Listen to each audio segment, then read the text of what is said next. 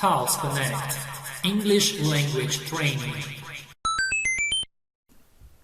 Good evening, people! Prepositions of movement. Vamos falar sobre usar preposições de movimento, que é um assunto um pouquinho complexo em inglês, porque geralmente a tradução dessas frases que usam preposição de movimento, elas ficam numa posição um pouco estranha para traduzir, nem sempre, às vezes sim.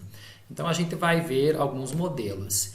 E a regra geral é sempre a mesma. Uma preposição de movimento, ela tem a posição da preposição de movimento para você fazer as frases. Uma frase com preposição de movimento é verbo de movimento por primeiro, sempre, preposição de movimento e depois o lugar. Verbo de movimento, preposição de movimento e lugar. Claro que aqui antes do verbo de movimento pode e vai vir o sujeito. E depois o lugar pode ter mais coisas e algumas pequenas variações, mas a posição é sempre essa. Então vamos a alguns exemplos aqui. Verbo de movimento, por exemplo, os verbos de movimento são, por exemplo, caminhar, walk, ir, go, dirigir, drive, cycle, pedalar, fly, voar, run, correr e outros que indiquem um deslocamento ou um movimento. Por exemplo, verbo de movimento, walk, preposição de movimento, up e lugar, the street.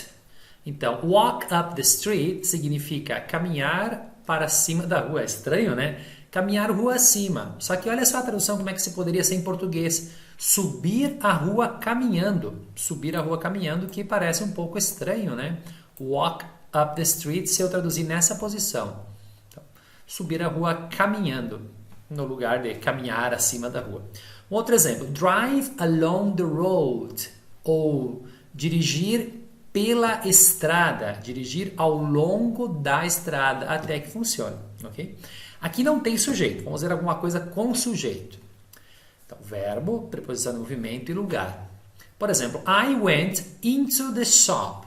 Eu entrei na loja, que literalmente é eu fui para dentro da loja. O D deveria estar aqui. Deveria estar aqui no the shop.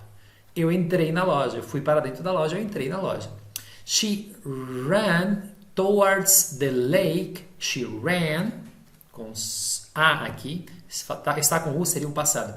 She ran towards the lake. Ela correu em direção ao lago. Essa aqui você traduz literalmente como está aqui. Ela correu em direção ao lago. Mas eu poderia traduzir como ela foi em direção ao lago correndo. Não muda nada. The plane flew over the city. O avião voou sobre a cidade. Também deu certo a tradução em ordem. Poderia ser, por exemplo, o avião sobrevoou a cidade, que é a mesma coisa. He kicked the ball over the goal.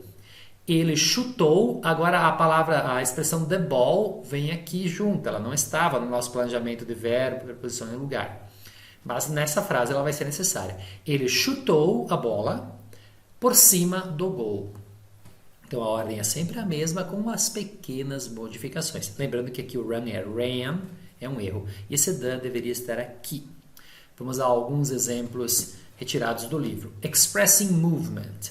The man went up, deixa eu aumentar aqui. The man went up the steps and into the church. O homem subiu os degraus e foi para dentro da igreja.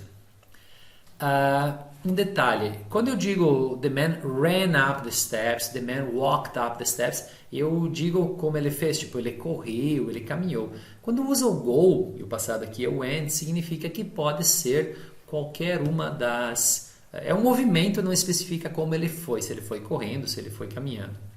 He drove out of the garage, ou garage, and along the street. Ele dirigiu para fora da garagem e pela rua. Ou ele saiu da garagem de carro e foi pela rua. De carro também. O drive aqui indica como ele foi. I ran over the bridge and across the park. Eu corri por sobre a ponte e pelo parque. Para nós, eu passei pela ponte e pelo parque correndo. Mas não é passei pelo lado, eu passei por cima por causa do over. Vamos para alguns detalhes a mais aqui. Aqui tem uma explicação que é o que eu falei já. Para expressar o movimento, use um verbo de movimento, exemplo, go, come, run, walk, etc. E uma preposição ou advérbio de movimento, por exemplo, up, down, away, etc. Uma pequena explicação do in ou into, out ou out of. Quando eu uso in e quando eu uso into. Quando eu uso out e quando eu uso out of. Lembre-se de usar o into, out of, mais o substantivo, o in e o out, se não tem substantivo. Então, o into tem que ter um substantivo depois. Por exemplo, entra na sala de estar. Come into the living room.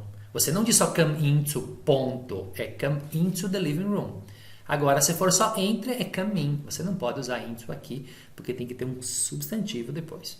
He went out of the house. Ele saiu da casa. Para usar o out of, tem que ter a casa ou um outro. He went out of the shop. He went out of the bank. E se é para dizer só ele saiu, he went out. Então, lembrando, galera, sempre a ordem é essa. Verbo de movimento, preposição de movimento e lugar. Não interessa como eu traduzo em português. Com alguns pequenos detalhes. Por exemplo, aqui, a bola a mais, né? E pode ter um sujeito. Geralmente vai ter um sujeito. Aqui eu fiz uma simplificação. Ok, people? That's it. Prepositions of movement. House Connect. English Language Training.